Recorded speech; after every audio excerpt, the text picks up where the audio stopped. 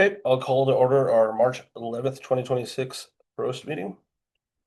We can start with a roll call. John Evans.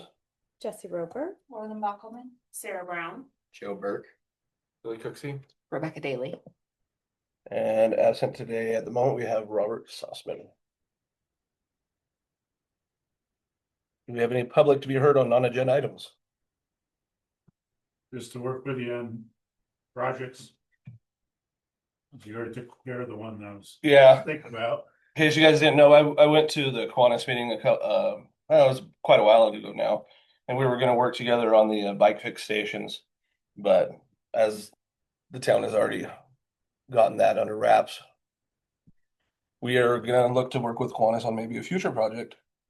So your meetings are the First and third Thursday. First and third Thursday, and they meet at the Zion Church. So we should find a project to work with them. I think they've been good partners with a lot of the stuff we've done already.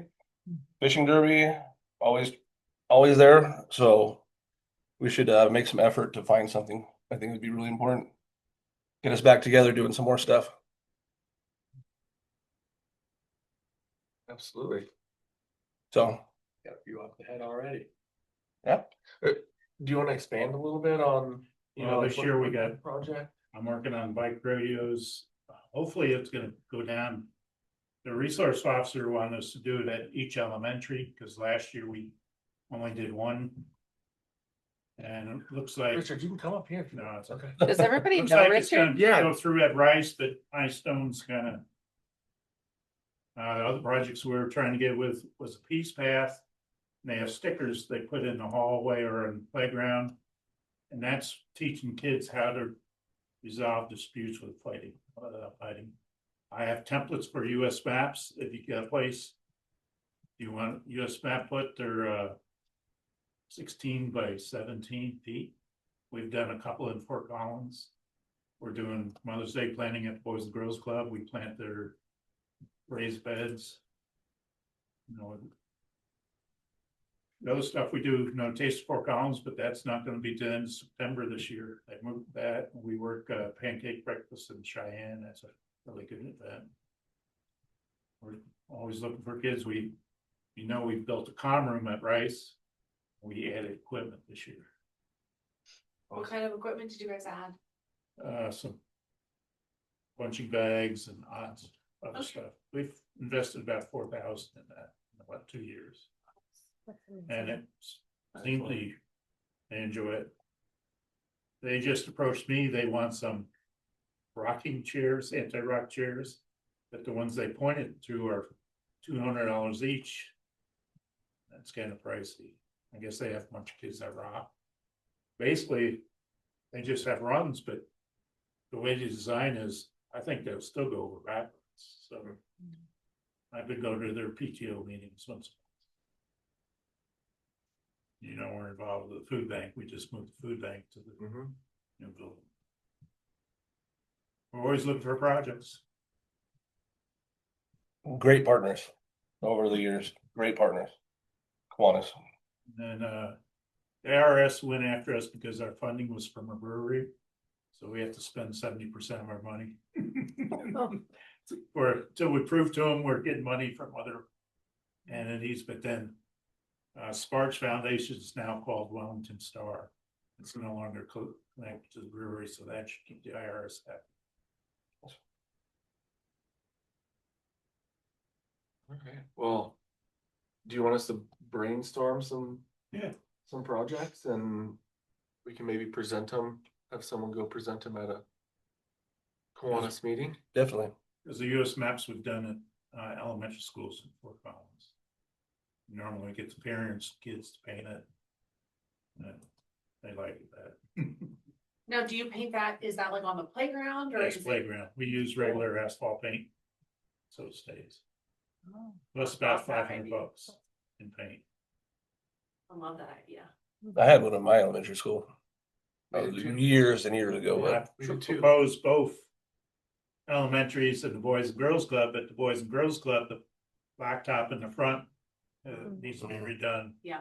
And I can't afford to do it. I was wondering about that I haven't been over at iStone in a while, but when I taught there, that pavement was rough. Has that been resurfaced? Is there a surface over Rice is- Keystone? Rice has just been redone. Okay, so, Now, I did try to, I met with the counselors in November and they were saying some of the kids at Stone were still hungry. So I gave them a check for 200 to buy snacks and I was giving it back, said they can't take it.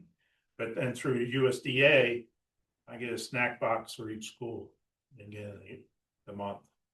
So they are getting snacks. I love the idea of trying to get the maps on the playgrounds. For sure. Okay. We But should anyway, brainstorm. Because, you know, money we raise in the community has to go back to kids' programs. And, you know, I got a Key Club finally off the ground at the high school. It's on the second year and those kids are amazing. Love it. All right, have to go. I've been gone all day. So. Thanks for coming, Richard. All right, Sure. see you. And you're always welcome to our meetings. Thank you. Thank you. Yeah. Thank you. We don't have anybody online for Republic. See. Just the two participants, which is myself and that. Okay. Ghost computer over there running the meeting. Okay, then we'll move on to the approval of minutes. Did everybody get a chance to look over the February 11th work session minutes? Any changes? No. I'll entertain a motion to approve the minutes. Motion to approve our February meeting minutes, February 17th. I second this. Was it the 17th or 11th? The 17th. Oh, 17th, okay. I'm just looking at the top. Oh, no, that was our visioning. Oh, okay. So. Oh, it's it'd be the February 11th. 11th for the, So, yeah, yeah. sorry. I motion to approve our February 11th minutes. Second. All in favor? Aye. Aye. Any opposed? No. Okay. Okay. Moving on. Action items, discussion items, upcoming events. I think everybody just wanted to kind of make this a standing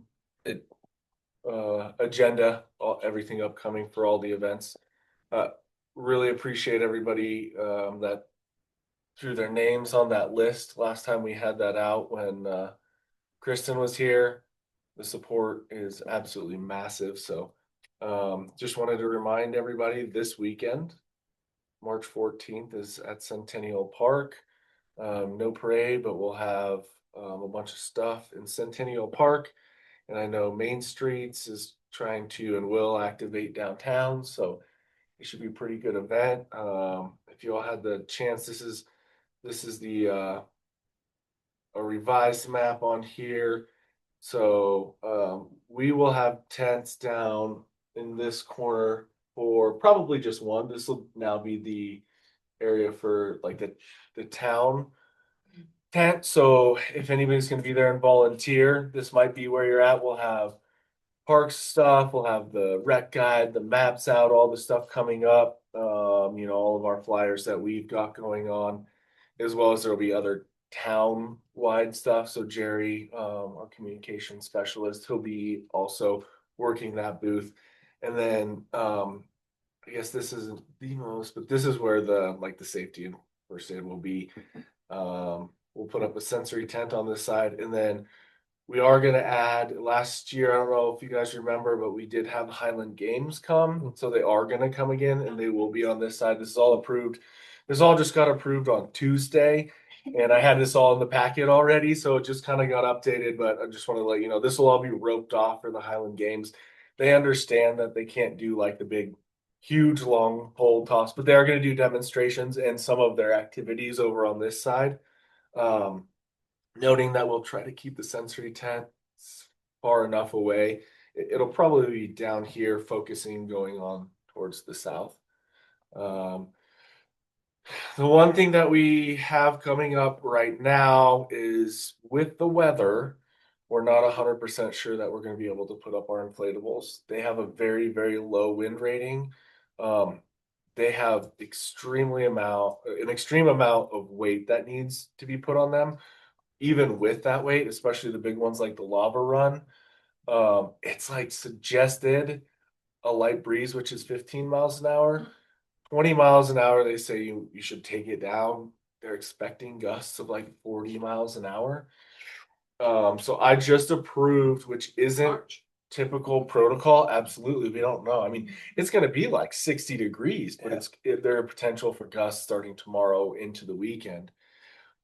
Typically, we don't approve staking. You know, everybody puts their weights on their little corners. But I was having a conversation with Caitlin, and I will be there. So I said for safety, because people are going to want to put their tents up. They set their tents up at 11. Wind comes in at 1. That's like typically here, right? Like midday is when it comes. So I would feel more secure in staking, even though we typically don't try or allow staking. But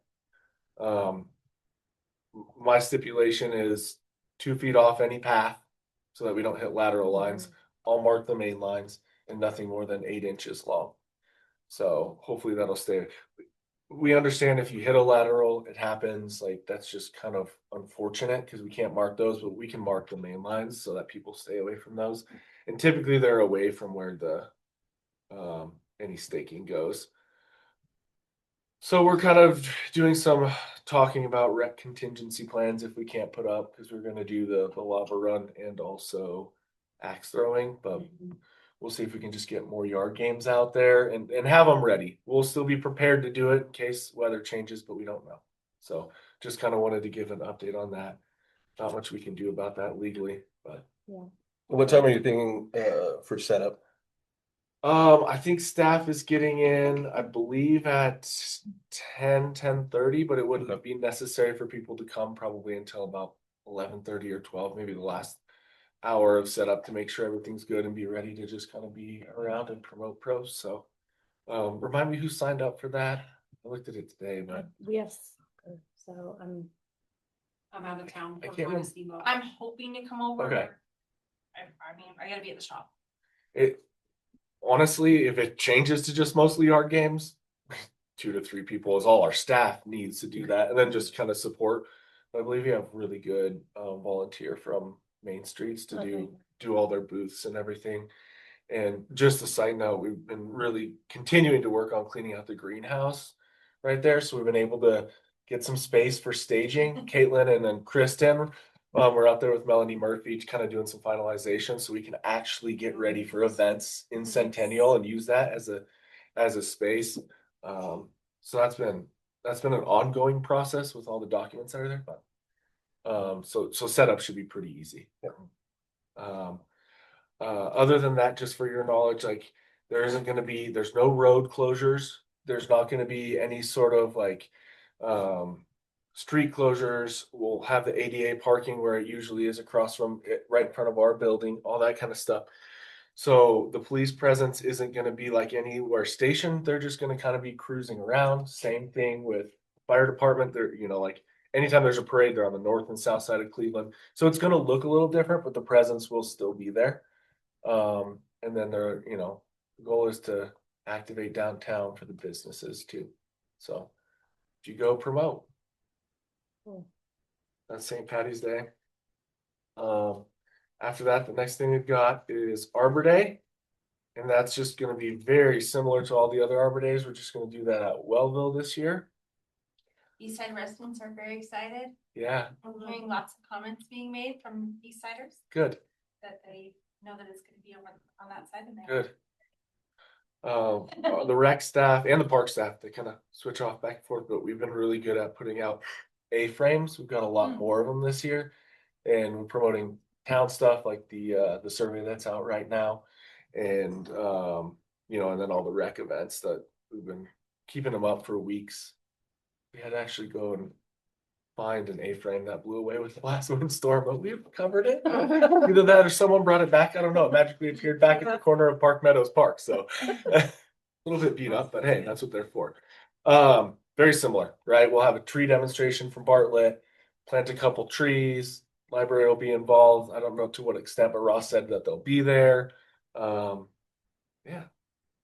What's the date on that one? Sorry. This is the The 25th. Okay, good. April 25th. And I am signed up for that one. That's one I'll be there. Great. I'm signed up unless I decide to go to a 20th college reunion. Keep them updated. That'd be fun. That would In be town. fun. Maybe. Oh. Maryland. Oh, Mhm. So, you know, basically just like a park and play, but with a tree demonstration and the library involved. Nice. You wanna read rather than me going up, what are the next events? We don't Kids have to any Parks marketing Day. yet. So I wanted to talk about Kids to Park Day and Richard had to leave. I know we talked about, in the past, activating multiple parks. We did a little bit more last year. We really felt it went well when we were at the football games and the soccer games, rather than doing only the fishing derby on Kids to Park Day. Specifically because one, it spreads our team out all over the place. But also a lot of the youth and the families don't get the opportunity because they're bouncing from game to game or they have something later in the day. So we're, you know, like always, try to meet them where they're at.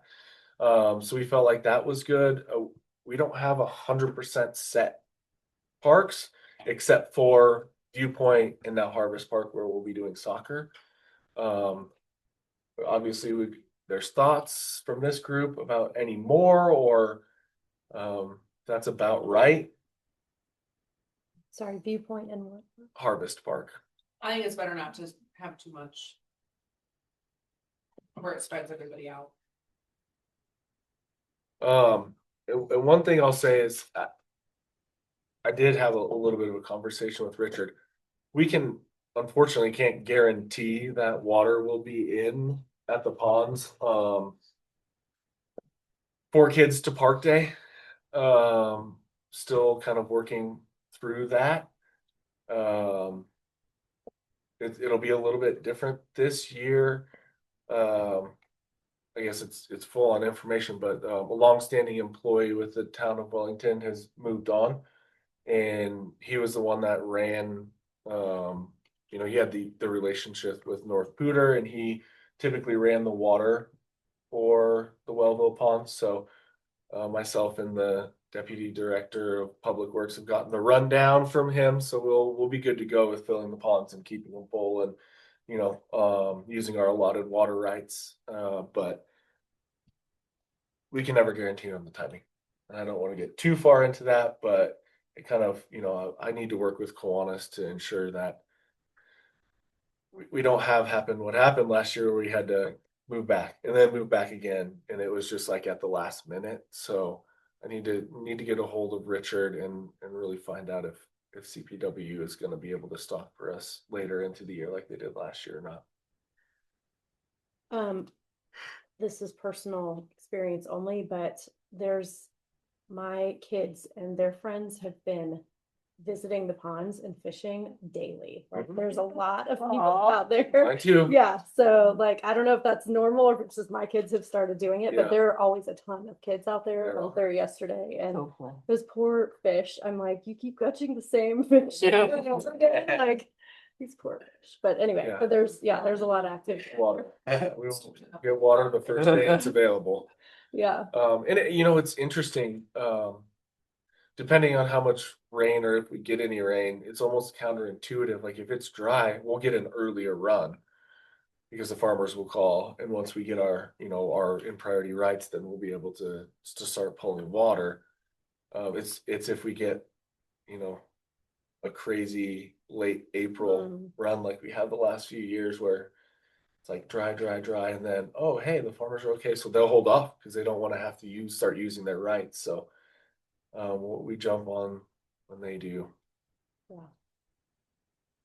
Maybe work the relationship. We'll see what happens, but you know, I would love to fill the ponds right now if we could. They need it for the ecology, but and that's something for this group to discuss because technically, you know, our water rights are to hold water in those ponds. We're not really supposed to, right? We don't hold it for anything other than irrigating. So once we start irrigating, we can make the call, but that doesn't mean that we'll get the water. So like there are potentially other sources to get water over there, but they're just not really reliable sources and we're not really supposed to hold there. So so that's kind of it's that give and take where, you know, we want to be good stewards of our water rights and I think it's also unlikely that hopefully that it'll be 70 degrees next March either. Like, I'm sure there's a lot more activity right now because it's warm. Yeah. Yeah, that's very true. Yeah, 80 degrees next week. Wow. So, if there are any other thoughts about, the fishing derby and Kids to Park Day, I'd love to hear it. I know. What if you kind of transformed it to like a bike to your park day or bike to those parks, and then you have the Kiwanis Club kind of line the pathway like you're supposed to start in one park, and then you still have those events, so that way you don't have to rely on the water itself. You're kind of surrounding it by a different idea, and if it is, then you can tack that on, or I don't know if you want to rebrand it, or if there's enough time. I mean, we still have a month and a half to do it, Yeah, but yeah. something along the lines Yeah, I of mean, like, it's the third week in May, so we still have Yeah. plenty of time. I mean, that would be something to take to Kiwanis. Yeah. kind of like the bike to work day in Fort Collins. Yeah. That way from like one park to the other, since you're doing two, you could have tents set up with like, hey, this is the rec sign up. This is boys and girls sign up, or like all the different kids programs like they were talking about. You can kind of showcase that to parents and kids as they go around and bike to the parks. I mean, that'd be something for them to take on too. You do the Right. scavenger hunt idea where the kids get to check something off Yeah. every, Then you could earn a prize for Yeah. visiting the parks or different booths and stuff like that. Especially if the bike stations are up by then too. It's another Mhm. way to introduce those into Yeah. the picture. I I like would it. encourage everybody to go to the website. There's a Kids Diversity International thing, and they talk about all the kinds of things. And anyway, they have a ton of great ideas on there. So it'd be good if everybody had a chance. Well, I think that'd be a great way to incorporate Kiwanis, because they're obviously they're wanting to, and they said they would love to give back. As I've said, on that day, we're a little stretched out with sports. So they would be a great way to activate the rest of the community and have this group participate or propose at least to them other ways to get involved. Pass out park map. Mhm. All that kind of stuff. Bike to your sports game day, right? Bike to Yeah. Viewpoint, bike to Harvest. Those would be fantastic opportunities. So maybe take that idea to Kiwanis. At It their may next not be a meeting. bad idea too, if we can. I'm assuming downtown construction will be underway by that point. And incorporating some portion of it where maybe there's a station somewhere that's like, here are some easy and accessible ways we would encourage you to visit our downtown by bike too, with all the construction happening. So it might be a good way to tie that in as well. Bike to Centennial Park and see Mhm. go to the businesses.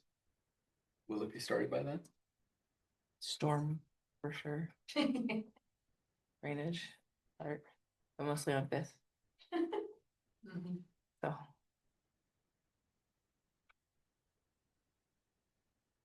Good. Then you have down on 4th of July. Did we talk about 4th of July? Have A I little bit, yeah. verified that we are going to be able to do a parade? Oh, Nice. down Main Okay, Street? so that's what it is. Yeah, no, we won't be doing it Oh. down Main Street. We got authorization from Poudre School District to do it around the middle school, high school.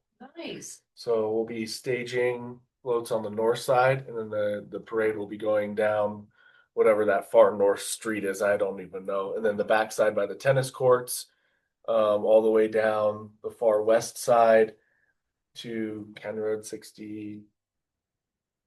I think Pretty is good what spot. it is. And then, there'll be ending in the parking lot, and that's where we'll have our, the portalettes and where people can park to come in and but the whole route, basically the whole perimeter, except for County Road 9, will be the parade route. That's cool. So Awesome. yeah, we went through many iterations of what would be best, potentially doing it, down Buffalo Creek.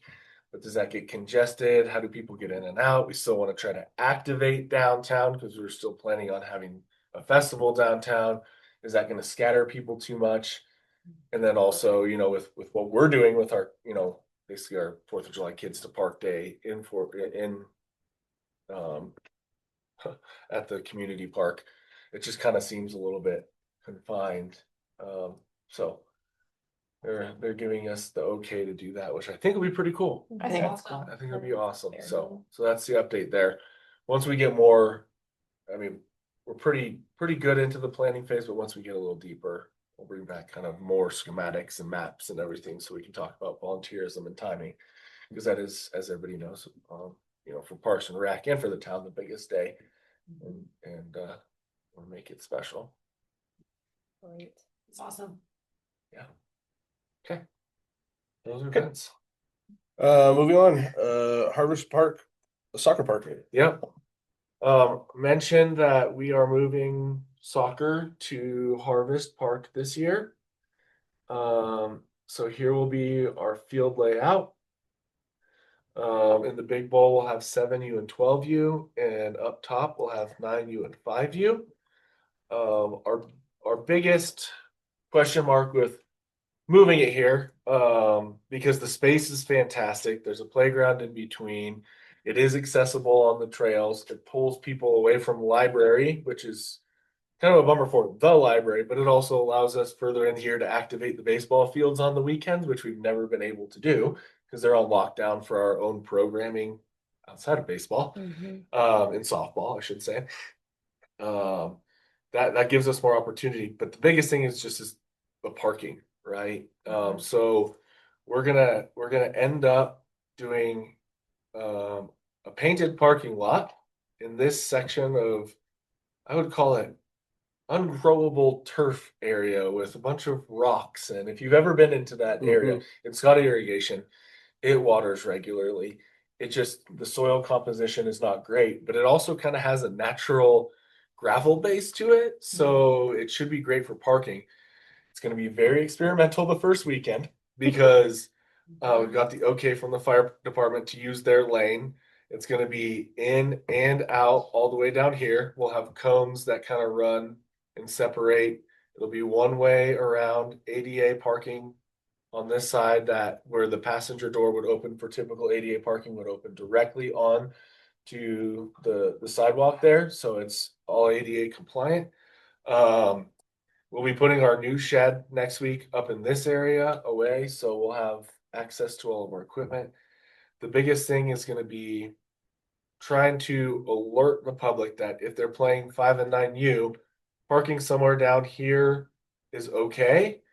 If you're playing 12 and 7U, you'll be able to come in and park in this area. I mean, we figure from right now with our robot painter and it like doing the schematics, we're gonna get anywhere from 45 to 60 spots with like 6 to 8 specific ADA spots. And we'll also be able to put ADA spots right here if needed. What are y'all gonna do if it rains? You still have them park on it? It should be okay if it rains. If it rains, we figure, because we've been out there with heavy irrigation and or rain, if it rains enough to stop us from parking, it's probably going to be rain enough to stop us from playing soccer. Sure. So we should be able to have that balance. If we get mud the first time, we'll have to reassess afterwards. But we wanted to avoid people walking from the far east side and coming from and parking in the neighborhood and all that. There's a balance because people in Viewpoint, the houses, they're used to it. People around the library where we're at, they're used to it. There is going to be some maybe growing pains and we might get some complaints, but we're really trying to mitigate that by building in as many parking spots as we can in our space. Of course, people might not want to wait for pulling in there because it's going to be, 5 or 6 cars out, 5 or 6 cars in after that first game. First game will be easy. Everybody pull in and park. Games 2 and 3 where there's that little cross, and we're trying to book an extra 15 minutes in between games so that there's time for people to get in and out as much as they possibly can. But we'll probably have to have we will have extra staff there. Okay. That was one of my questions. There will be one parking attendant out close to Ronald Reagan on the entry, one right there on the fire lane on the exit. And then there will also be one field representative for the 9U, 5U, 12U, 7U. And then we'll also have Emma Kristen or Ellie. So we're gonna see how that feels out. There's a lot of staff for the first weekend, which, you know, costs a little bit more, but we're hoping that balances out with the revenue that we can easily make on the baseball fields over the time. It's awesome that you have enough teams Mhm. for 12 and under, 7 and under, 9 and under, and 5 and Yeah. under. Like that's a huge accomplishment. I think we have at least 3, if not 4. Usually the 12U, we have 3 teams. They play each other a couple too many times, but that's just what it is. But typically the 9, 5, and 7 have anywhere between 4 and 6 teams. I have to see what the numbers are this year because registration's closed, but that doesn't mean people stop registering. So if you feel like volunteering that first weekend of games, it's April 11th is the first weekend, or coming by just to see how it's going. Just Feel ride your free. bike there, don't drive. Right? Right? Yeah. Yeah, we're excited about that. That's great. What time is typically your first game? I think our first kickoff will probably be 9 o'clock. Yep, we used to do 8, but no, that's brutal in the spring. It's terrible. Mhm. Be like My frost on the 5-year-old field. for a bit. Yeah. It's Wow. so cold and really drizzling. It is, and that's spring This year it'll weather. be 90 and we'll be sweating and complaining. Yeah, right. 90, 60 mile an hour wind, like why? In sunburn as could be for a summer. honestly. Yeah. And then the other thing, just for knowledge, the parking will be, event day parking will not be allowed in the townhomes. Right, so there's that right to go into the townhomes. We're not allowing anybody that's there for event day parking. And we're gonna post A-frames that say that. It'll have the parking map, all that kind of stuff that says, you know, you'll still be able to get in and out. We will not have people coming in there to park in your. That'll make spaces. neighbors feel better. Yeah, Yeah. especially since there's that row in the back of the, you can see it right there. Yep. Yeah, the open parking that's not garages. Yep. And I know a lot of people that have gone in there and parked just to go to the park.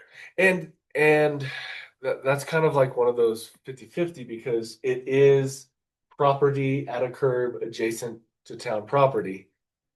But we don't technically maintain that, but we do maintain the landscaping that goes into the medians, like jutting in there. But we're like, I looked into it and I'm like, I'm not gonna fight that. We're just gonna say no. Yeah. We don't want the traffic in there. We want the people in there to be happy about the fact that we're keeping people out. I like it. And then, as you know, as from the master plan, right, we are trying to the land to the north. Eventually, we're hoping to procure whether it is for a potential community center or not. If that were to be under the, you know, deeded to the town, there is an access path there. Then we could make parking there Mhm. and completely avoid that area. So we're just hoping this is a temporary 1 year, maybe. But there is like an actual access that kind of runs on the west side of Box Elder. That would be, even if the land was undeveloped, similar where we could make parking in that native area up there. Nice. Cool. So, That's pretty cool to think about having fields with actual parking near them. That's like a big thing. yeah. And then we would hope that the 9 and 5 could just park kind of on the south side. There is also parking at our Knowles Linear Park and the Mhm. path goes right there. I know it's a little bit of a walk, but also if you've ever been to like any soccer complex, it's like we're parking here and the binoculars are out for Yeah. field 76. Yeah. Okay, glad we're an hour early. You know, like it's not that far. Just getting the community used to it. So we're trying to accommodate as much as possible. Awesome. That's great. So Kind of wish we were playing soccer instead of flag football this spring. we fun. You can't do 5 sports at once like the rest of us. That one's just me. Okay. Anybody else on this one? I like it. I'm gonna come check it out. Yeah. I just put it on my calendar, so. Okay. Temporary restrooms in parks. Okay, we can stick with this map. I just wanted to bring something up to this group just so they know. And I know we've run through budgets before. And we kind of have talked about this, but we do have like 90% of our restrooms are all portalettes or temporary restrooms, right? And the budget for that is, right now, it's like $30,700 a year, something. That's just off the top of my head. When we enter a contract, you know, that's what we budget for. So we try to get the numbers, we put a contract out there, we accept a contract and we'll budget, it goes into the budget, we're good. We weren't expecting for Harvest Park to be ready for soccer. We do have a portalet there now. We need another one to suffice, right? We don't know if it's gonna go on the far north end, because we don't know how to service it yet until we would potentially get that access drive or get an easement from the current owner. So we might have to just put it, you know, similar to where the other one is, confined to the middle. Everybody on the south and north end just have to get there to use the restrooms. Fine for now. But that's not in our budget.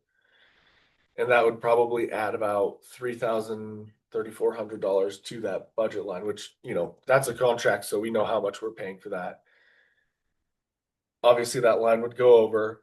We can reduce to save the park budget, reduce in other budget lines, something like the minor park improvements, you know, to supplement that shortfall in budget or over expenditure in budget for those portalets. We could also temporarily, although it would cost some money, we could have a portalet move from a location that has multiples to Harvest Park while there's soccer, and then move back to that location. Library has 2. Centennial has 3 for events. We still kind of need them, but we could bring in temporary ones for events at Centennial. And WCP has 2. Last time I took this to the board, and I took it to them probably about a year and a half ago. In previous places that I've worked during the summer, we've reduced portalets in areas where we have open restrooms. So once WCP, which is the only place to do, those would be removed to save budget, right? Because if we're opening the restrooms for 6 months, that saves 6 months worth of 2 portalets, we're looking at $5,000. It's just something I want you guys to think about moving forward on how we utilize that budget, because 30 turns into 33 when we add one at Harvest. Then what happens when, you know, we get our next park? We need to really thoroughly consider the budgetary aspect of, do we build new bathrooms? Do we go with the portalets? Those kind of things. Just want to start this conversation now and put this in your mind that we do need one at this facility. I would love some input, what you guys would like to do. I can give you some numbers. I don't have them exactly right now, what it would be to cost, the cost difference to get one removed, and then potentially like Centennial, just do the regular porta potty. My idea is the regular porta potty at Centennial. We still have 2 ADAs. Then if we have an event that's going to be larger than what we would need for 2 porta potties, we would just have one for the weekend put in and then hold off. I don't know the full cost breakdown yet. I'm waiting for that. Might be easier this year just to eat the cost in another budget line, get a porta potty there while soccer's going on for the 3 months, and then yank it back out. Then we'd have to put it back in for fall soccer. So What's go ahead. I was gonna say, what's the cost of, you know, just in terms of building a bathroom and then you're pulling them away? What's the cost for that? Just say you put one larger one with like a stall, a urinal, and then you have the, you know, the other side of the restroom, and then maybe the full gender bathroom as well, or whatever the design of it is. How much do you think they're Like building a restroom? Yeah. So variable. Very variable, because you have to think about utilities and proximity. Right. And this park specifically doesn't have any built-in utilities, so we'd have to come and move out. There are so many different types of restrooms. There are some that are like more semi-portable but permanent, that you see going up like in downtown areas where they're really like, they have self-cleaning ones. They have ones that are only just a couple little stalls and they're just like very quick in and out, one person in and out. But that doesn't necessarily always meet ADA standards with changing stations and stuff like that. Again, I think that's a conversation that we need to have, where if we're moving to this kind of a model where we're really trying to activate some of these parks heavily, like like Viewpoint Park, like that could use one of those, absolutely. This park could use one of those. We do have the luxury here of having the library open. While it does put more pressure on the infrastructure inside the library, it also brings customers into the library. So there's that give and take for foot traffic for the library on the weekends.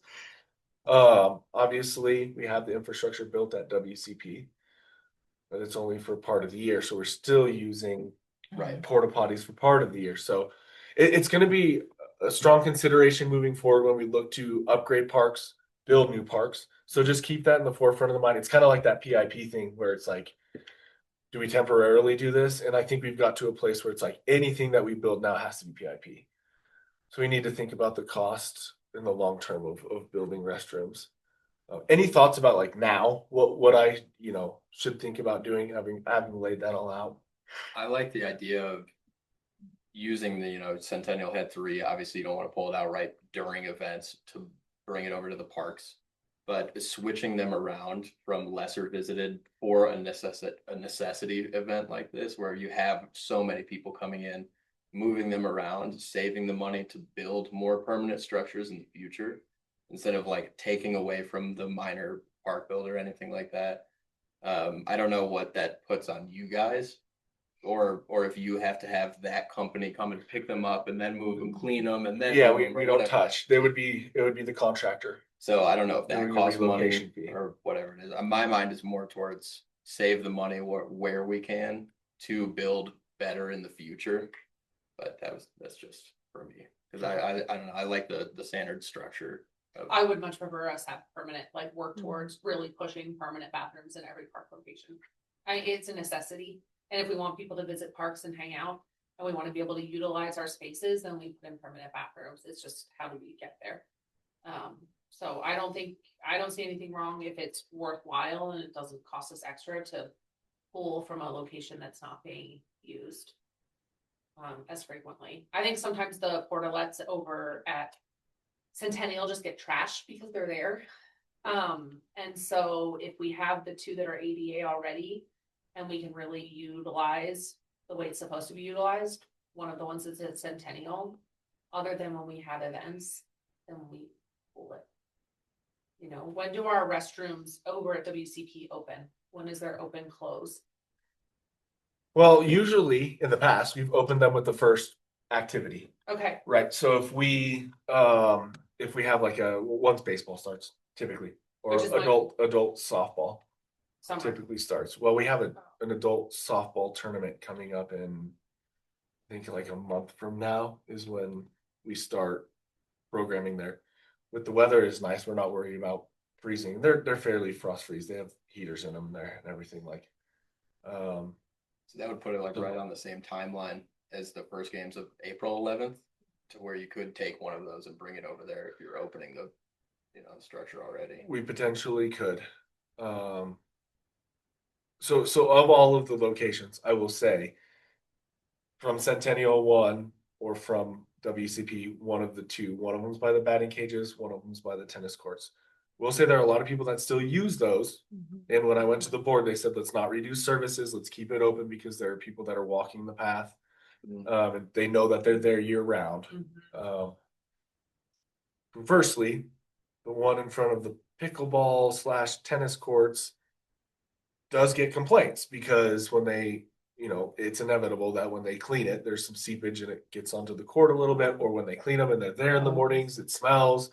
So I have heard complaints from both tennis and pickleballers, specifically pickleballers, I'll be honest, because they play on a Thursday morning when they get serviced.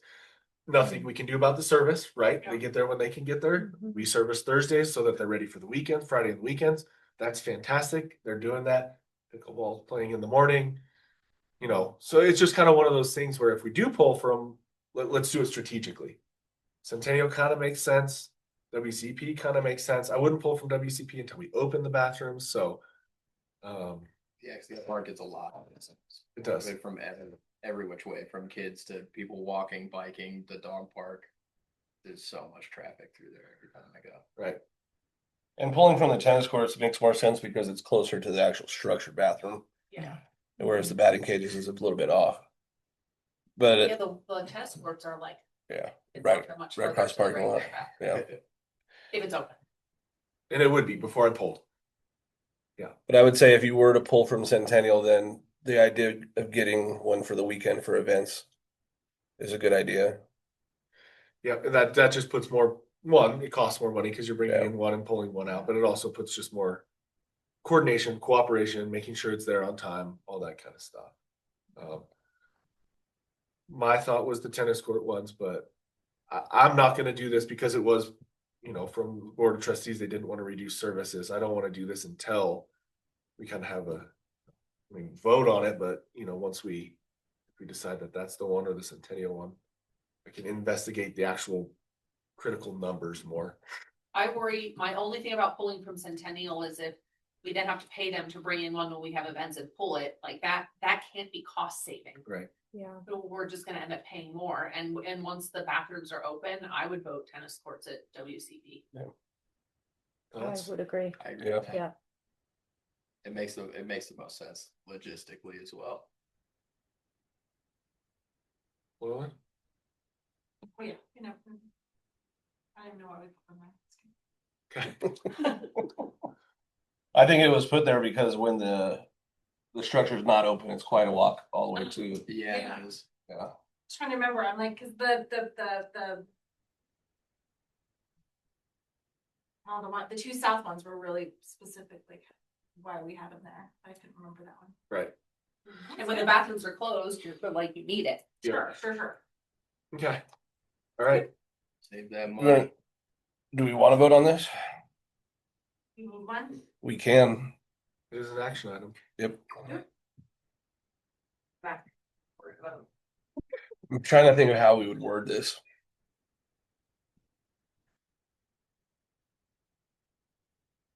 Cause it's gonna be dependent on if the structure's open. Are you gonna move it back in off season? That's what the plan would Absolutely. be, just Yeah. straight replacement. Cause it's hard to put together a vote without. Cause we're dependent on the structure opening. And then we don't have a contingent, but it would be hard to add that into a vote. You got any wording for that? We did something like, yeah, like, when the WCP permanent bathroom is open, we will remove the porta potty from the tennis court area, with placing it back when the permanent restroom is closed. So like that? Kind of. What do you wanna hear? Well. I'd.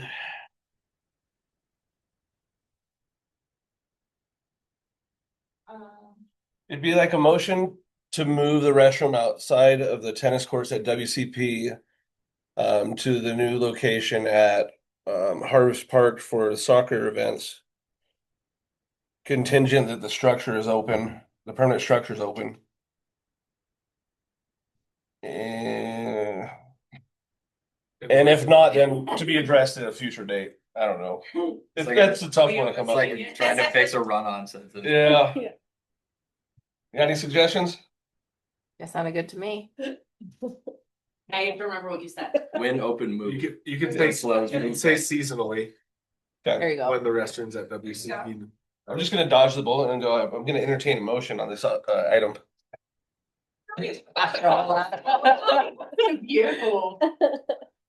Okay, let's see if I can remember it.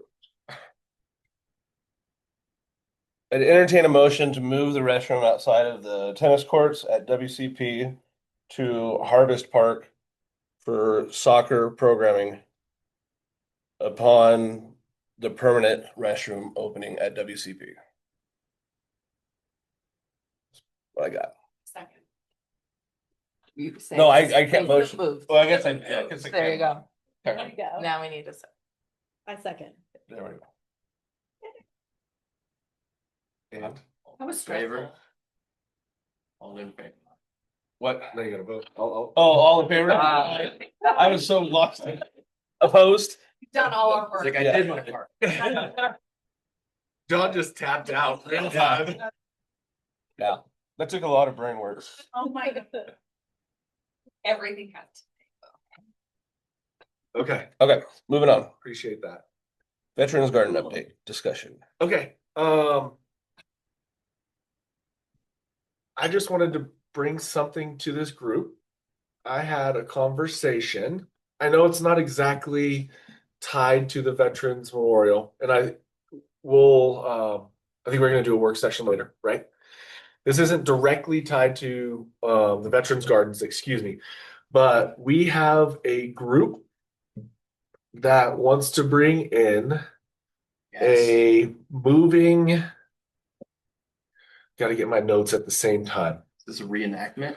Um, it's not a reenactment. It's actually triangular canvas. I think she said they're like 6 by 12. Basically it's like a moving wall, but it's more pictorial and historical than like just like a memorial wall, right? So this group is building them now, and they've already got dates set for Memorial Day at Veterans Memorial Plaza and well at Spring Canyon Community Park, and another one in for 4th of July. I believe I can't remember where she said, but she wants to bring it up here for Veterans Day to Wellington. Cool.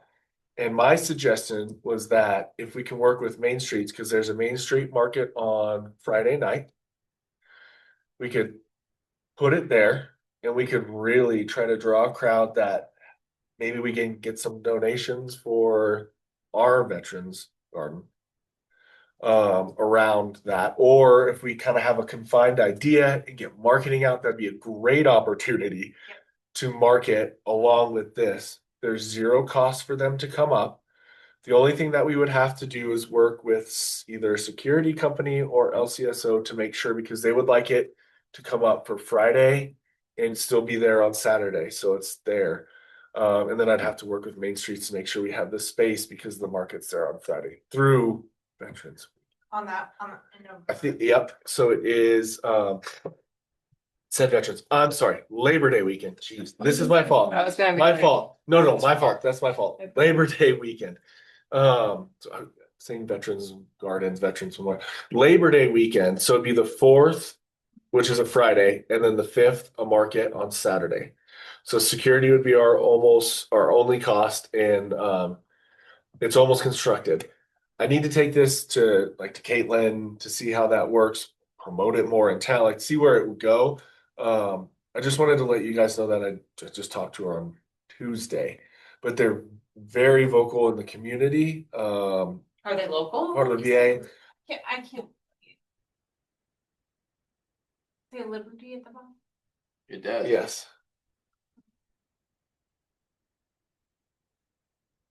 Something for 250. How much are That's celebrating cool. Yeah, it's 250? a celebration of 250. Oh, So a celebration of the Sure. big anniversary, the Yeah. big 250. Mhm. So it'd have all of these different. That makes sense now. That's why it's historical. I'm getting that. I understand. That's cool. But to say that, guys, back into we would really need we need to have a full work session about our Veterans Garden. So we hammer stuff out, get like all the marketing, get the webpage dialed in, all that kind of stuff, so it's ready for this event. Yeah. I just out of the blue took this call, came into the office, we played phone tag for about 3 or 4 days, and then I talked to Kathleen, and she's all about it. She lives in Wellington. Oh, cool. They're based in Fort Collins, but what's the last name? I could pull it up, but I shouldn't pull up all my emails on here. I'll get the information out. I just wanted to propose this, see where it goes with the town, see how we can incorporate it into what we're doing.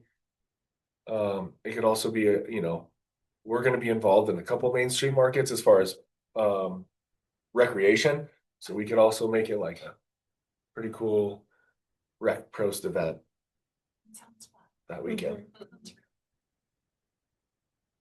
Labor Day. Yeah, sounds awesome. Okay, And discuss a work session date. We could probably do that in the future calendar. future calendar, yeah. So, really cool opportunity. I'll let you know where it goes, but that'll tie in. While we're on Veteran Gardens, I did have one thing. I saw these at Windsor Park or Windsor Lake. And they're I think I should. Oh, yeah. They're really neat. But maybe an idea, something that we could Mm. promote to get donations. But they're around the whole lake, yeah. Oh. So I don't know if it paid for the bench and the plaque or how that works, but I liked them. I took a picture. I was fishing anyway, so That is cool. just something that I saw around that I thought could be a possibility. We could include something like that. You know, we talked about working into getting the concrete there and not necessarily starting with it. So maybe somebody donates the first, you know, chunk of concrete, the first slab, and that one goes out. And another one comes in and another one. And we just eventually find something like that that we can do, or if it's for a bench. That way you don't have to get a full concrete bench that's stamped. You can just get something that's maybe a little more economically purposeful. And then, you know, the design. So just something I saw.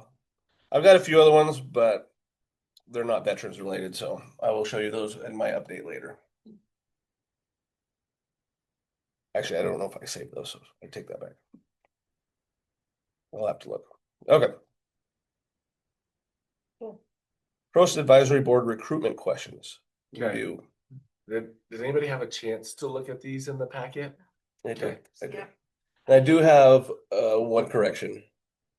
Is members shall be residents of the town isn't accurate. It's residents should live within the growth management area. Within the town or within the group? Yeah. Growth management area. Recruiting.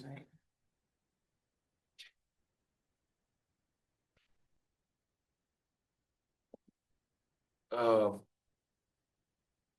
So I wanted to put this to you guys so you can read through it. If you have edits, I guess what I could do, I will get it put into the folder, the Google Drive folder, and send a link to everybody. And I'll make it, you know, so editable, so we can track edits and everything like that. If there's any questions you would like to see different or word different, you know, if you like, oh, I would like to see question number 3, I like it, but it seems more like it should be question 7, you know, all those kind of things. That would be awesome. So recruitment should start soon for all open positions.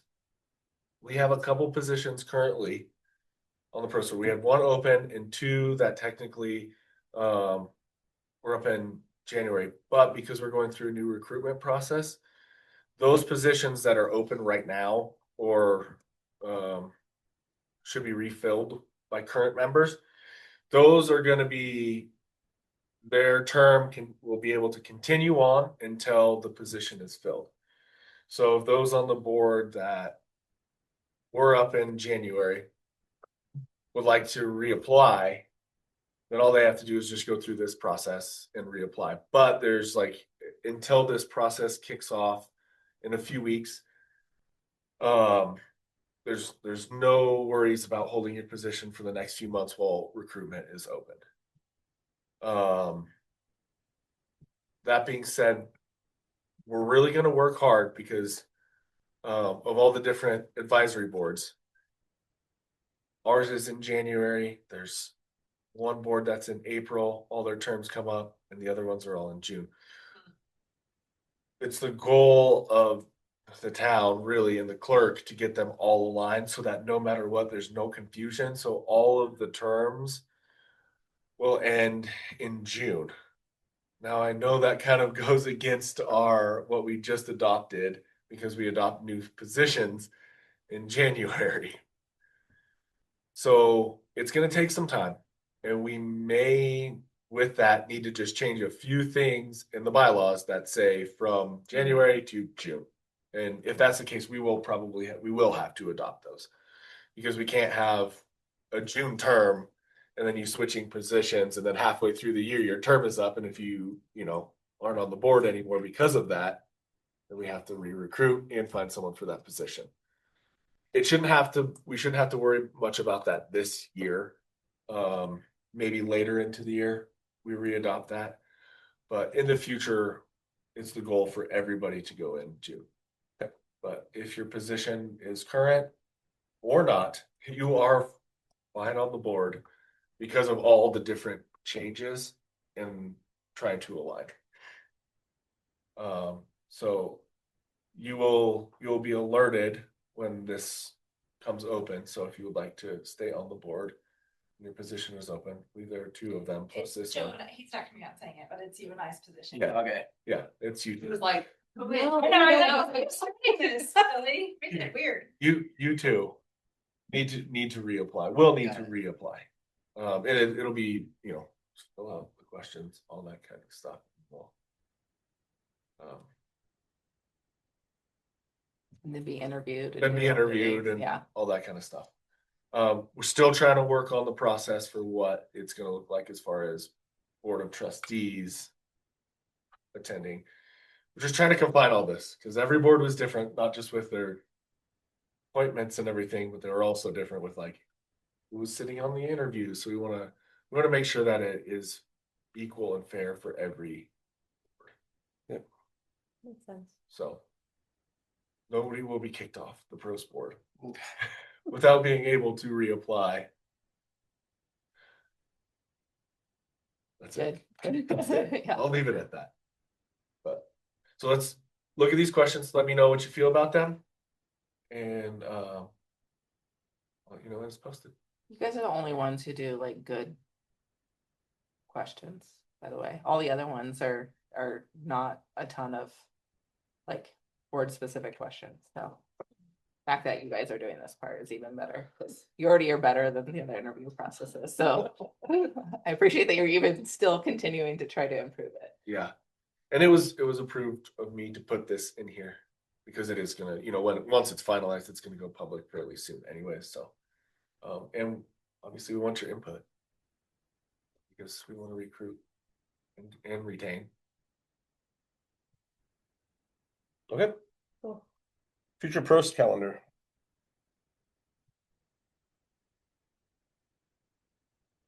All right. How in the world? We're already talking about April and May.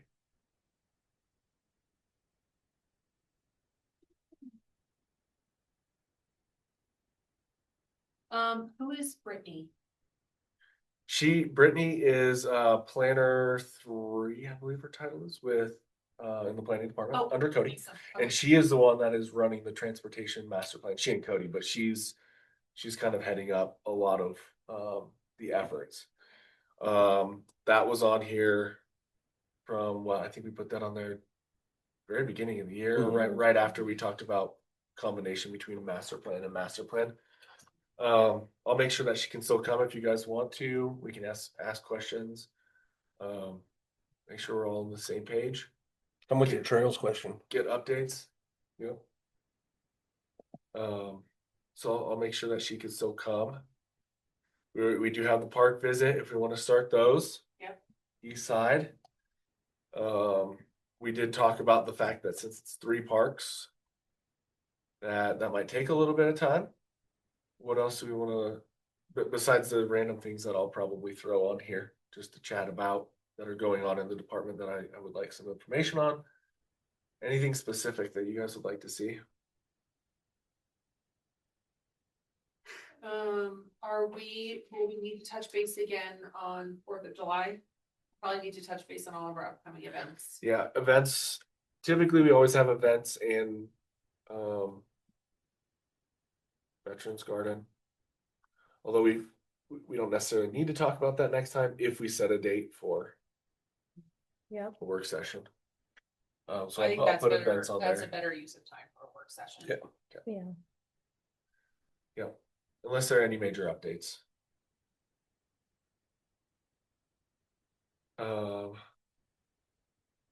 So I'll put events on there.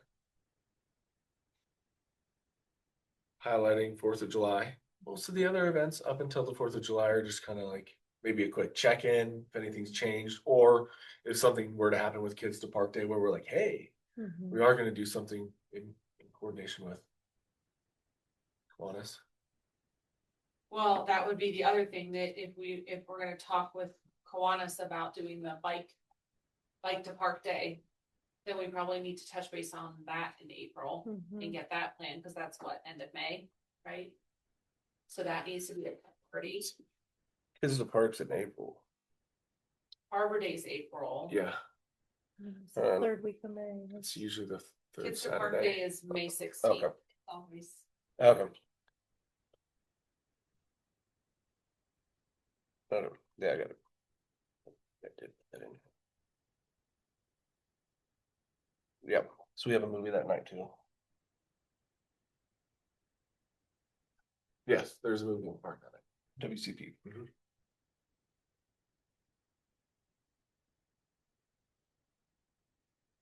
And you wanna throw some dates out there? For the, Work session. probably, In the past, we've done a special meeting or a pre-4th of July-ish meeting in June. That's why I have it up here just as a holder. so we're trying to meet before April 8th for a work session. Is that, you wanna do it that early? Well, are we trying to do the work session for Veterans Garden before our April meeting or not? Well, so we're trying to plan for Labor Day. That's our goal for the Liberty. We need to start sooner rather than I later. agree, I agree. Do we know yet when the advisory board or the dinner is being done for the town? We do not, I asked for an update, I did not have an update today, Haven't heard. as of today.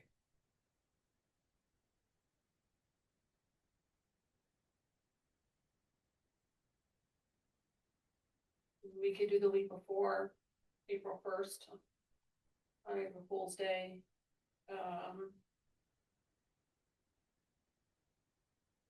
That works for me. I can make that work. I could potentially do that, yep.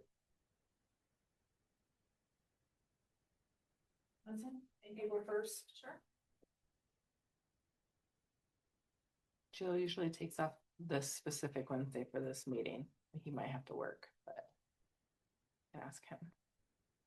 Let me.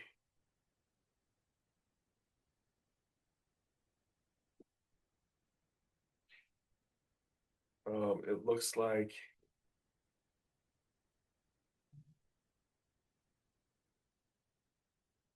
April 1st, working session? Sure. Going. Wednesday. Looks like we might. Try and take it off. Let me see, we might have to do it, which is fine. We might have to do it in our office in the Centennial Room. We had a nice change of pace anyway, rather than being here for 2 consecutive Yeah. Wednesdays. There's a current reservation in here.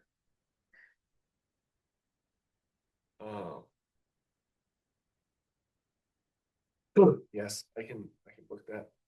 Should we just do, I can book it like 6 to 8, April 1st? Okay, We still have our meeting date. It is not an April Fool's joke, folks. that is true. Do we want to invite the Legion to work session or any upcoming meetings to discuss?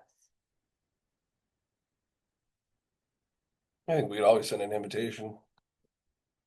I'm a little concerned that for the work session, it might be too many people in one room where we might not be able to dial things in, but I don't know that we want to do anything without the Legion first.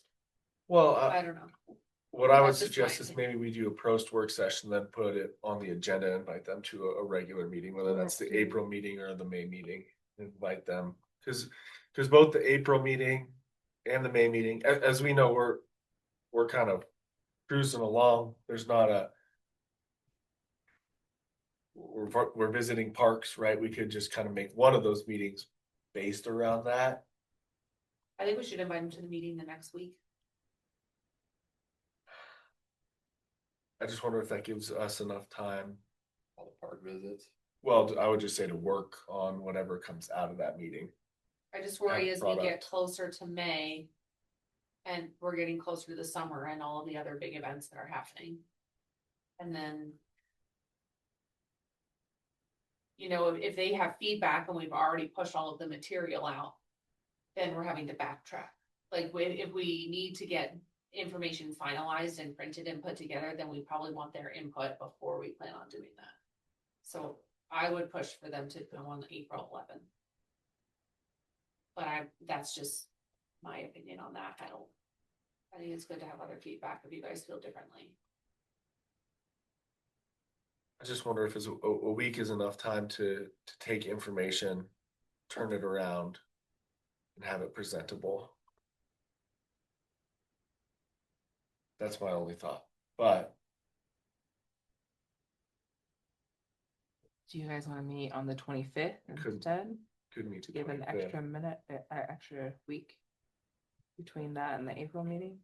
So not next Wednesday, but the following Wednesday. Yeah, next Wednesday's spring break, so. Yeah, most I of can't us do are that. gone. I have a parent teacher conference at 5 on the 25th, but as long as we're at 6. Should be fine. How does that feel for everybody else? You have to take off work whichever Wednesday, unless it's the second Wednesday. So just let me know which day you guys choose. Let's do the 25th then, if that works for everybody.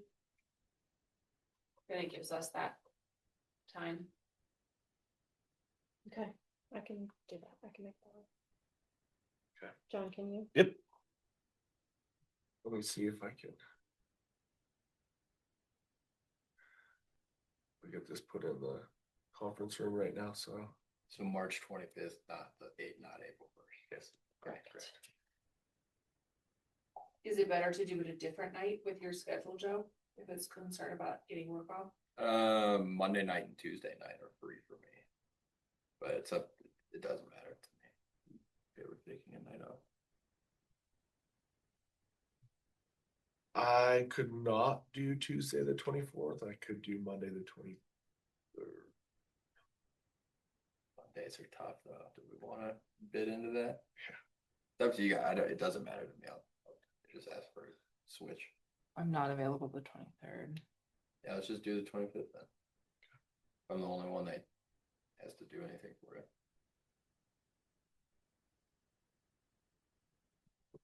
Okay. I'll book the conference room.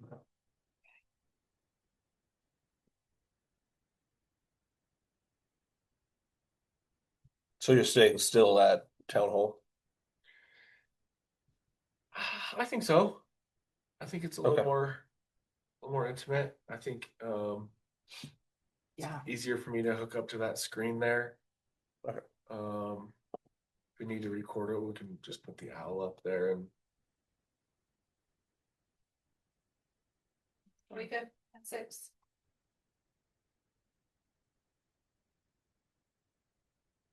ciao.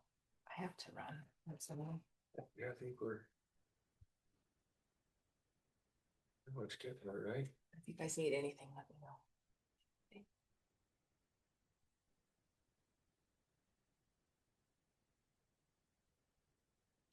Yeah, I think with the future calendar, if you just add the events.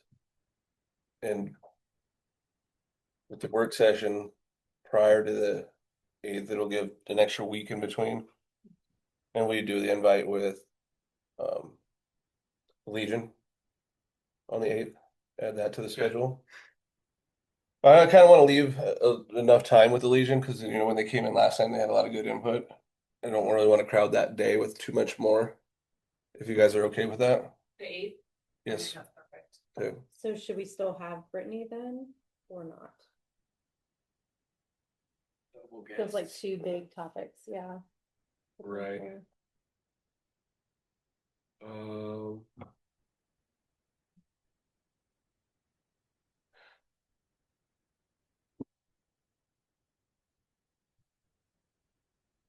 put this in the notes, but let me talk to Brittany. I'll just go and see where she's at with that, see if she still has that on her calendar for set date.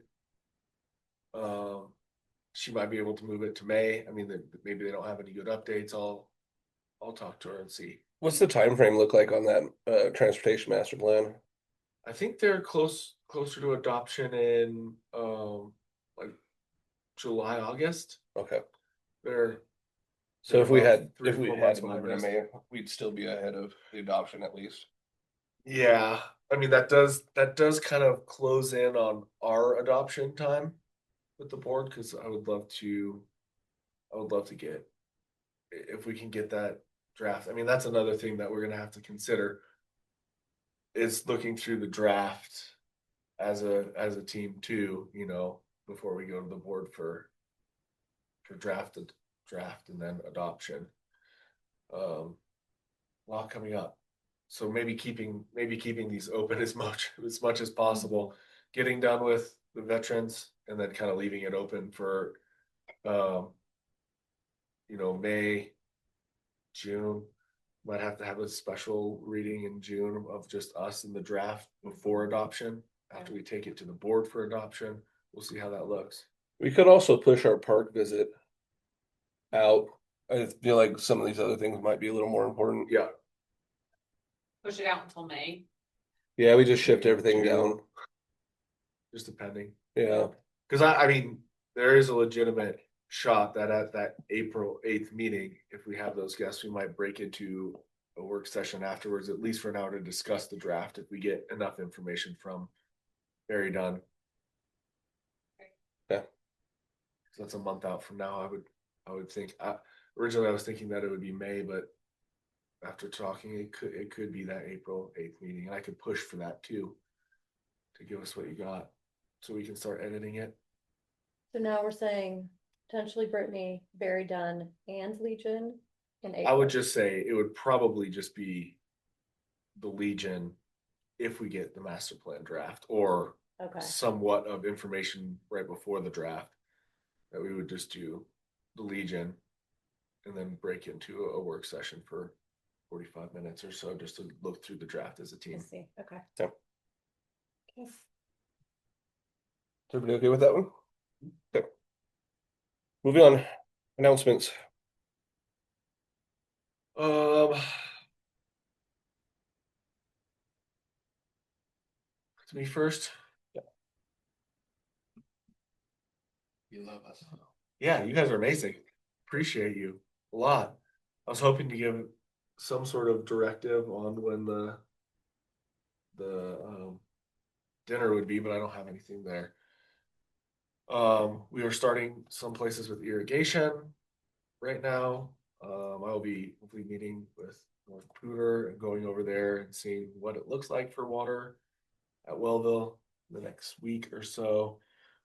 I think I mentioned it, but the shed is coming in on the 18th. On all the updates with moving to soccer, getting all that ready. That's coming up. First event this weekend. Eric is officially back on Monday after leave. And yeah, I'm trying to think. There's just a lot going on. Nothing crazy, but just a lot of pieces. Anything specific anybody needs to know about? No, I'm excited to hear the transportation master plan ideas. The trails. We've had a couple meetings with them.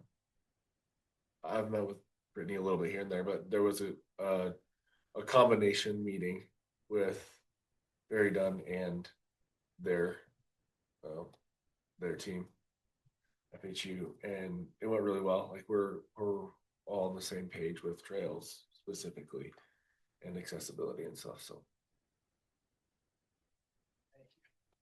oh yeah, peace and trails.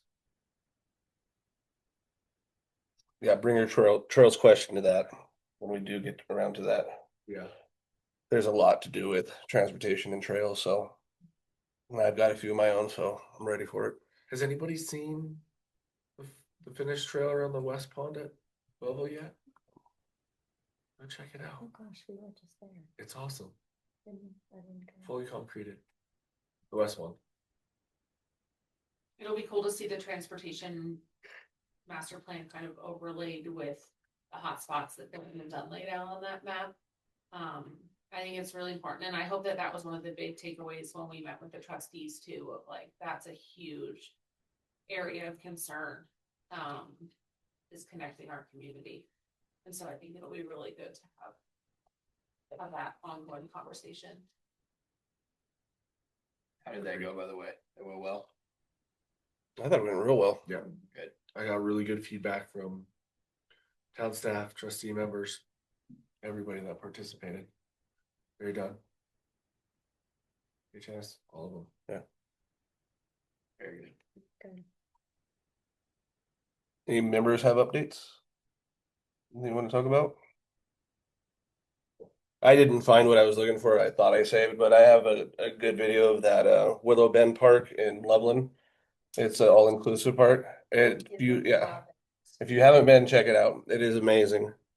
And then one other video that I saved just because parks have been popping up on my phone lately. Saw a place where they had little tracks for Hot Wheel cars. You can put your Hot Wheel cars in there and they go down through the playset. I thought that was pretty neat. That's So neat. I thought I'd bring that up. Been there, I've never seen Glad that. you though. mentioned Willow Bend. Yeah. I went for the first time with my kids and our friends a couple of weeks ago, and my kids loved it. Yep. And it was so cool just how inclusive it was. The cement slide in the hill is genius. And it's such, I mean, the kid, that's where Henry spent like his entire time, up and down, up and down, up and down, as a 9-year-old, like an 8-year-old boy. I mean, they just loved it. And it's designed in a way that if you look at it from the right direction, it plays into the background of the mountains. Oh, cool, I didn't even know Yeah. that. So it's a really neat park, and there's fishing in the area, so there's a lot of stuff for kids of all ages. But it is a really neat park to get ideas from for future stuff for us too. So Nice. It's good visit. What's it called? Willow Bend? Willow Bend. Okay. It's off of First Street. Yeah, First Street.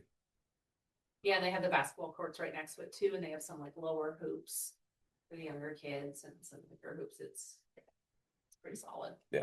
Cool. Newly built too. So okay.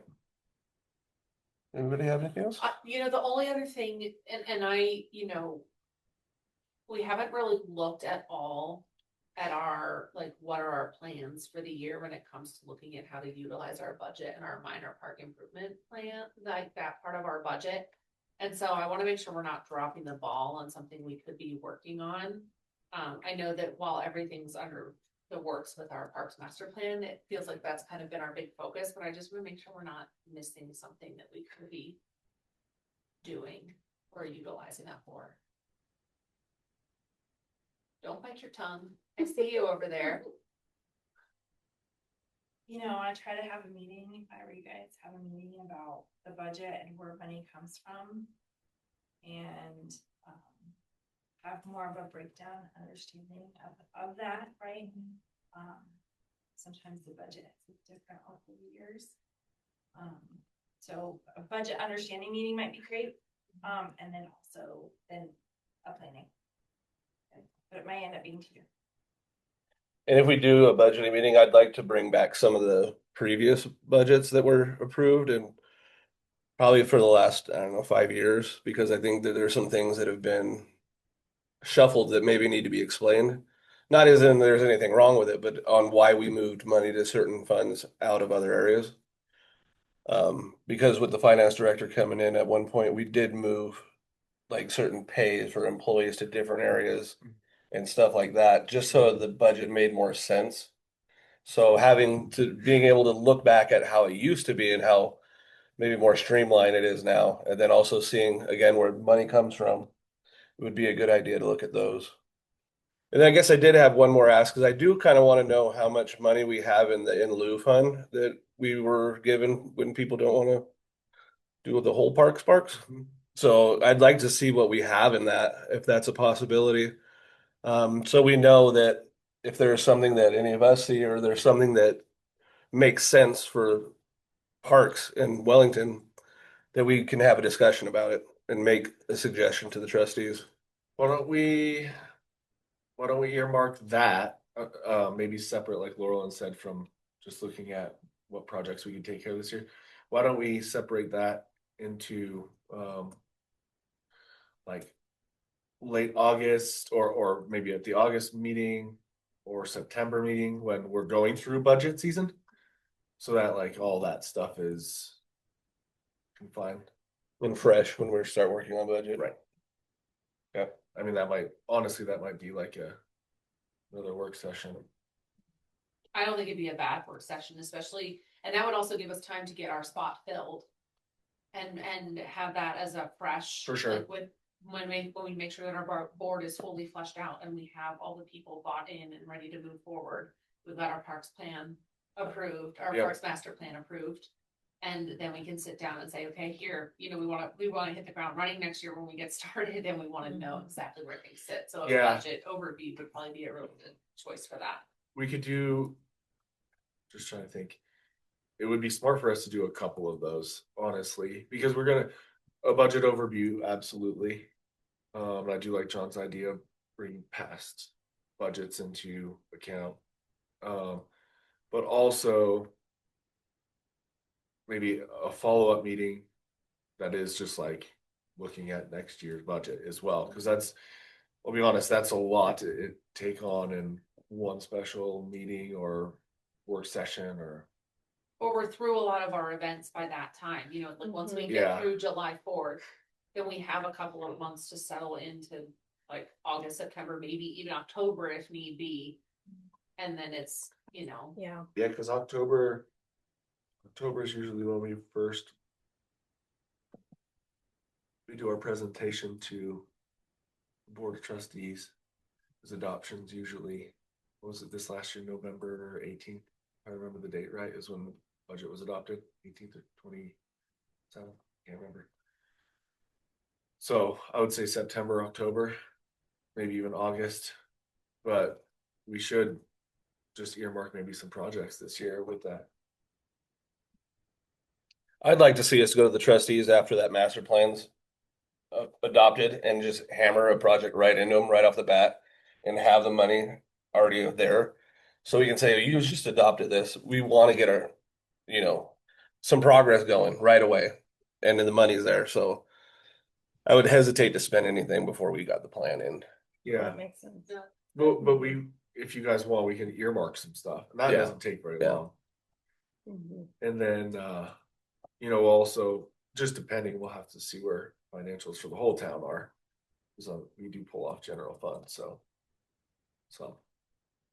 Even if we wait for a little bit to talk about budget, I'd still like to get the in lieu numbers sooner than later. I'd like to have that before we talk to Brittany, in fact, if that's okay. I think it could be relevant to that conversation. So just, Maybe with the in lieu, when you talk about that. so when subdivisions go up, there's a requirement for a certain amount of land for parks. And in the past, there's been times that the town will take money in payment for having to do that. It benefits the town in a way that we could purchase property that we feel is more fit for parks. But it also benefits the developer because then they can build more houses and not take up so much land for park. It's a practice I would love to see the town get away from because we've seen where we were talking about certain neighborhoods are affected more by not having the transportation to get to the parks we have.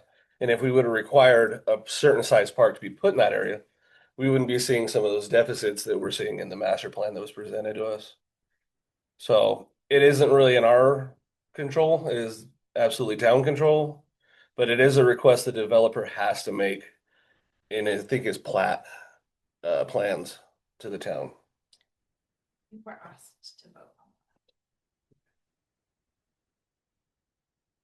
When was that? 2020. 2020, or was it even before that? We were, we had to vote by, Zoom. Oh, right. Oh, because of COVID, and it was concerning, Right, that- Sage Meadows.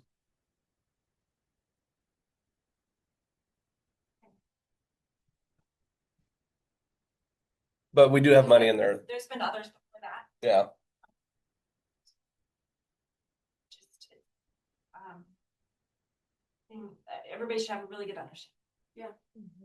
There is money in there, and then there is opportunity to make recommendations to the trustees if we find something that, like the land that we're talking about next to Harvest, you know, if there's land that we see as fit that helps us access trails better, you know.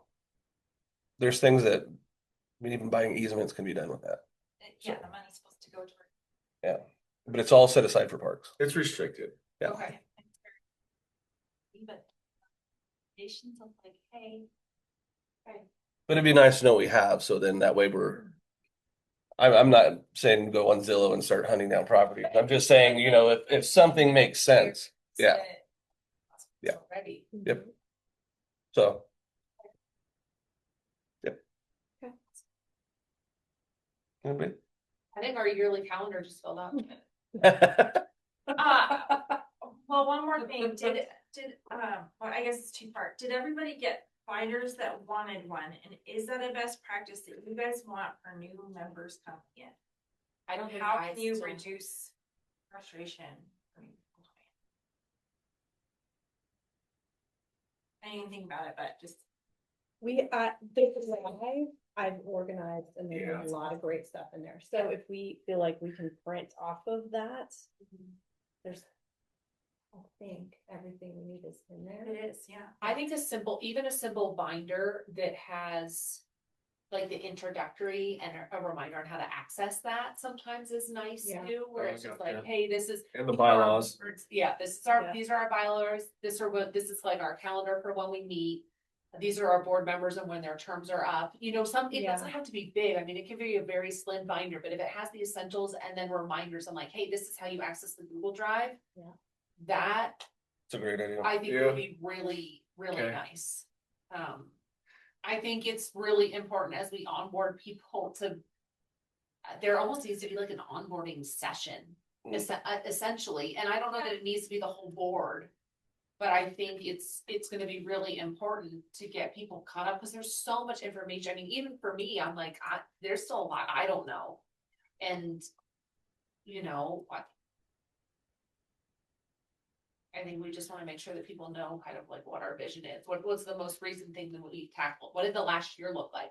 What did we accomplish? What are some challenges? Like a year in review, Mhm.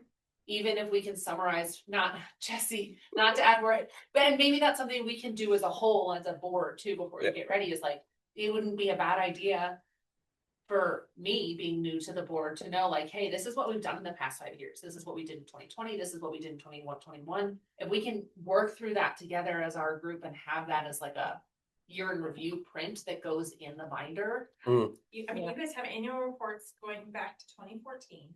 There's a few years missing, but then Jesse did Yeah. the latest one too, so Yeah. I mean, that can go in there. I mean, we're trying, it's not a lot of sheets of paper. Yeah. I mean, Yeah. even if you go back to But it's a 2014, nice overview. It they is. have all that past history of what was accomplished. Yeah.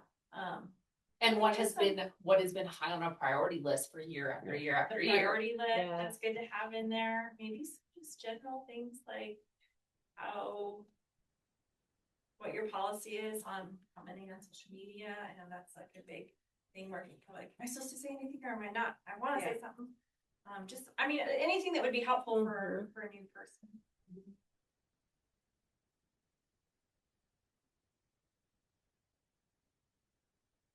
That sounds great.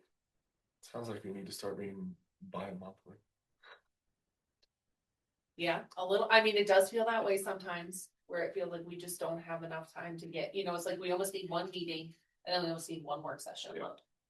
And then maybe it's not like that every month, maybe it's, you know, quarterly, we have a work session quarterly.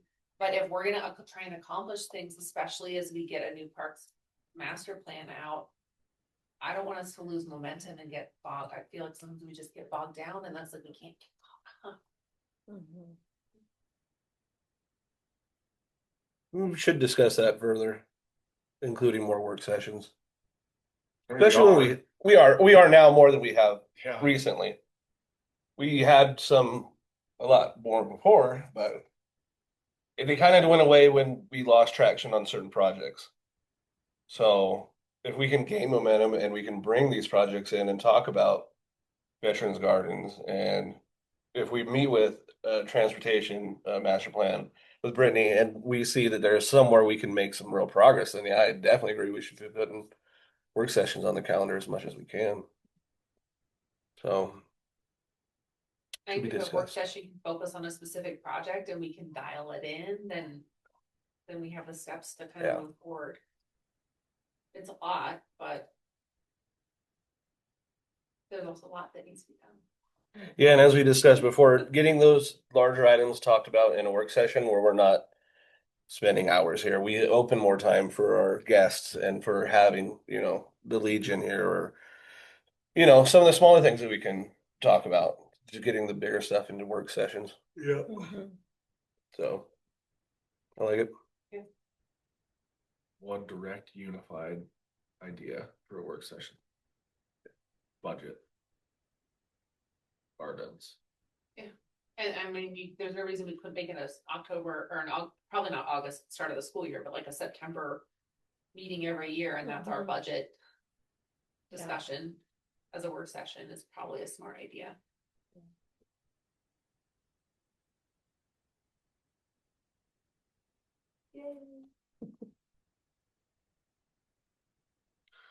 I'll manipulate with the calendar a little bit.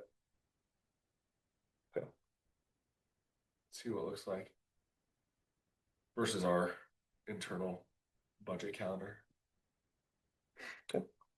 I will go through content and come up with binder outline for new members. And then I'll work on the annual report for 2025 because I completely spaced that, if I'm being honest. No, I started it. I did start it. If you but- want some help, let me know. Okay, thank you. Yeah. Thank you for having. Well, it's a faith in working, us. it's a working document on the drive, right? It's The is it on- annual yeah. report? I think there is a 2025 version, but I've not updated it, but there's 2024 and. Right, but if there's a Previous. 2025, I mean, if everybody goes in and looks at it and just like at the very end, just puts like 2 or 3 bullets, like remember this, remember this, remember this. All you have to do is just go back and add it in. Yeah. Yeah. Well, that was like the big thing last year, right? So what is the big thing this year? Well, Master plan. Disc golf review. Yeah, that disc golf. Uh-huh. May.